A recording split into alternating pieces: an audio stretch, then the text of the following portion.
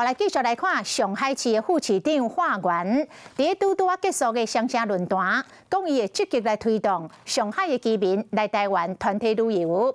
交通部长陈世凯早起到立法院备询，讲中国对台湾旅游的限制也是真多，希望会当全面来改进。若旅游业者是看好着中国会以城市为单位陆续来开放，即摆就看陆委会甲观光署安怎回应。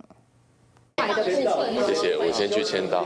交通部长陈世凯今仔日现身立院高委会备询，搁在正做媒体焦点，拢是因为双城论坛的一句话：将积极推动上海居民赴台团队游。旅游路线一定会包含台北市。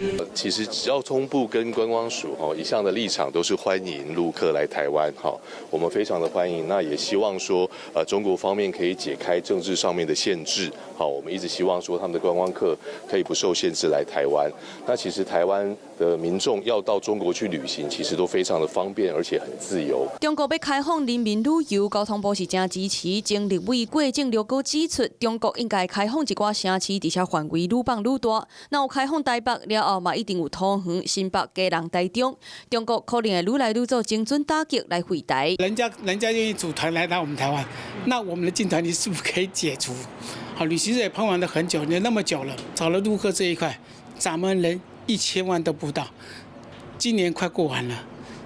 搞不好750万都达不到这个问题。业者毋望台湾甲中国会当双边交流，一波消息嘛共款刺激到台股的观光股票起，灿星旅游、山步旅游开盘起停，其他旅行社向西、航空、易飞网、五福等拢有起。航空股华航、中营、台湾虎航、星宇航空嘛拢受到影响。观光业希望全面开放，不过大量的中国人客入境，定着嘛有旅游乱象的疑虑，相关的单位就要做好配套甲准备。Hello， 我是蒋欣梅，想要抢先掌握最及时的新闻资讯吗？赶快订阅、按赞、开启小铃铛，锁定华视新闻 YouTube 频道。